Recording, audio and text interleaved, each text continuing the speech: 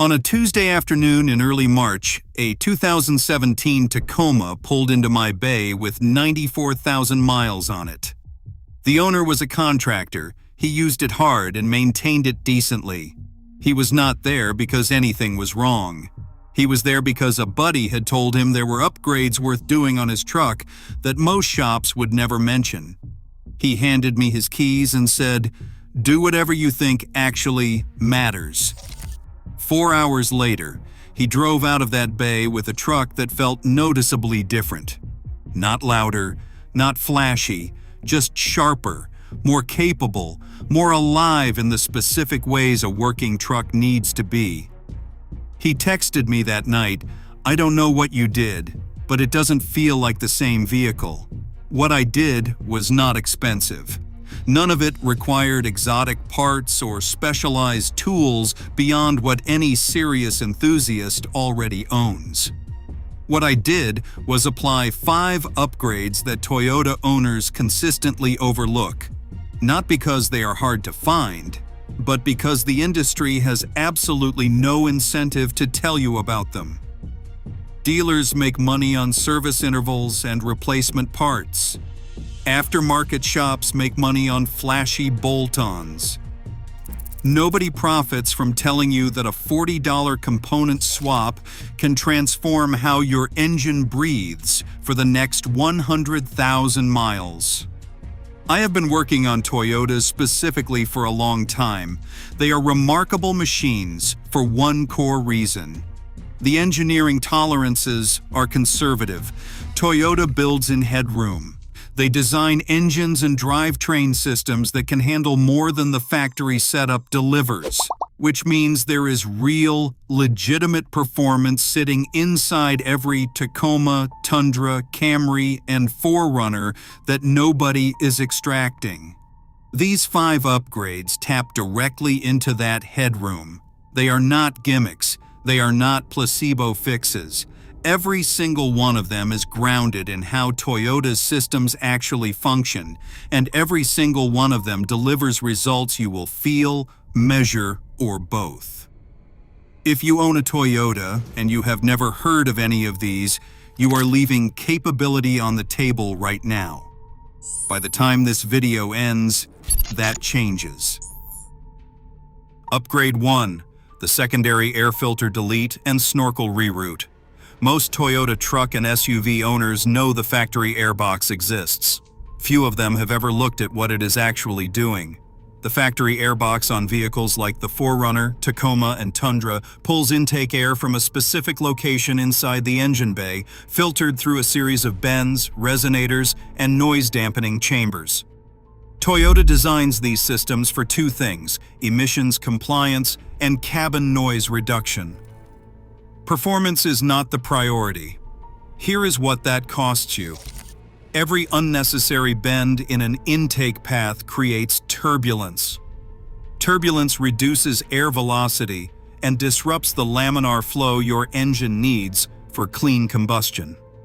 The factory resonator boxes, those hollow plastic chambers you see connected to the intake tube, exist purely to muffle induction noise. They do nothing for performance. In fact, they create a mild restriction that robs throttle response. The snorkel reroute addresses where the air comes from. Factory intake locations often pull from areas near the battery or near heat sources inside the engine bay. Hot air is less dense than cold air. Less dense air means less oxygen per cubic centimeter, which means less combustion energy per cycle.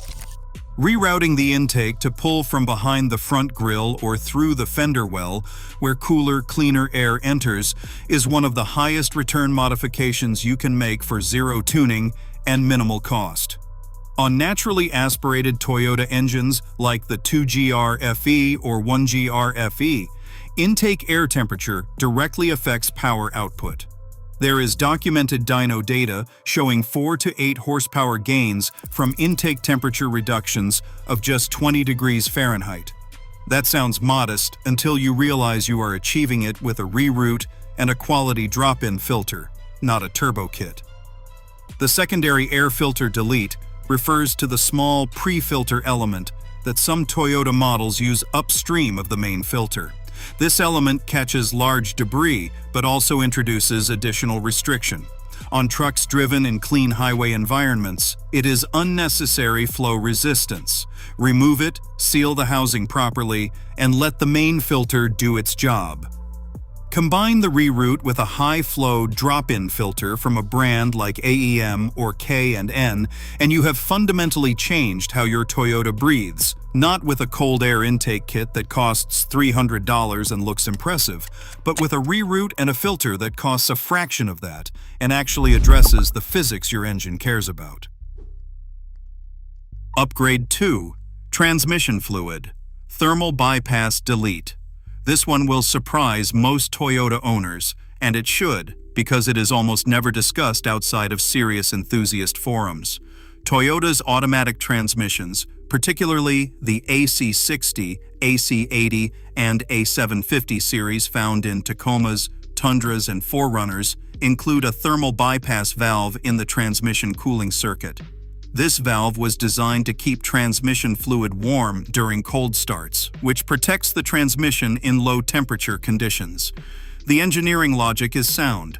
Cold fluid is thick fluid, and thick fluid does not lubricate bearings and clutch packs efficiently. But here is the problem nobody talks about.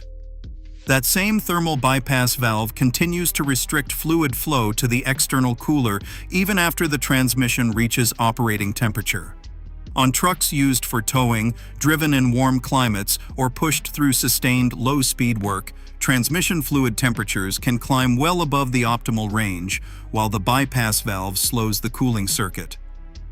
Automatic transmission fluid begins to degrade rapidly above 200 degrees Fahrenheit.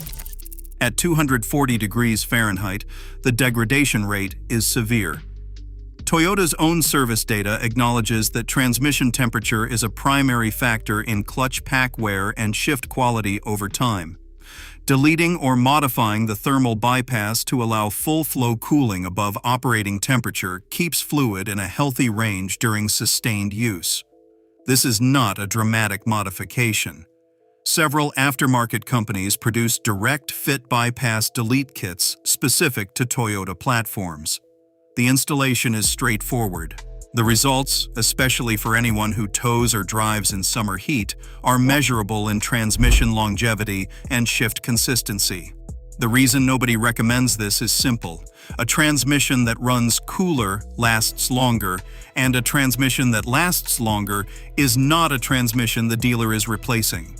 It is one of the clearest cases where what is good for the owner and what is good for service revenue point in exactly opposite directions. Upgrade 3. The Denso Iridium TT Spark Plug. Swap Toyota engineers their ignition systems with conventional Iridium plugs from the factory. Good plugs, reliable plugs, not the best plugs. Denso twin-tip Iridium design, the TT series, is a meaningful upgrade that most Toyota owners have never considered because their service history shows plugs replaced at 60,000 miles and they assume the job is done. It is done, but it was not done optimally. The difference between a standard Iridium plug and a twin-tip design comes down to electrode geometry.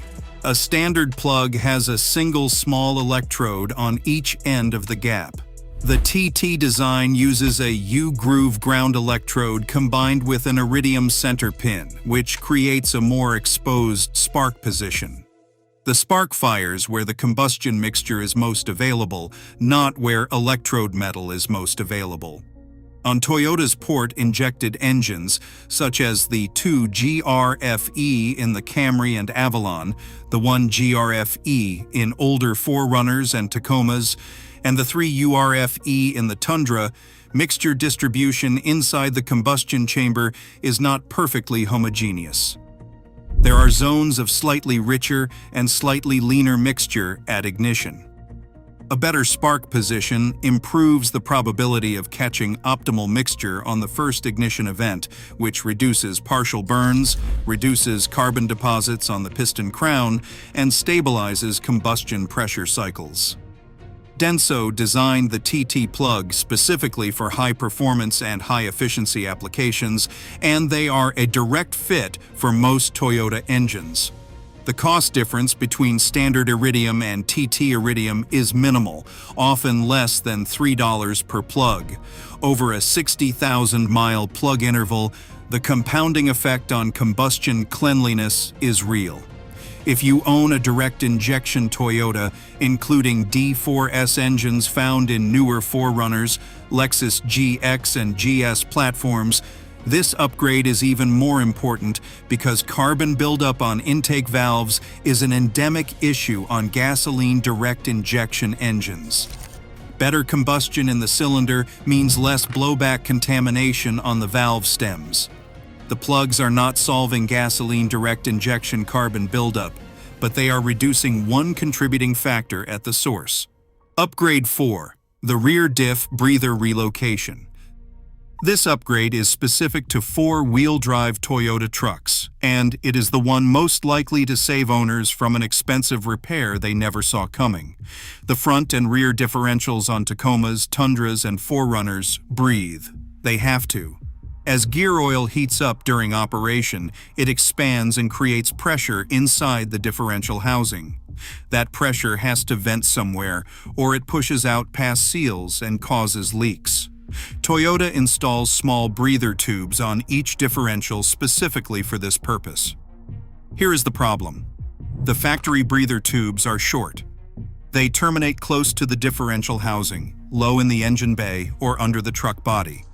When you drive through water, and if you own a 4Runner or Tacoma, you probably do, the breather can suck in moisture.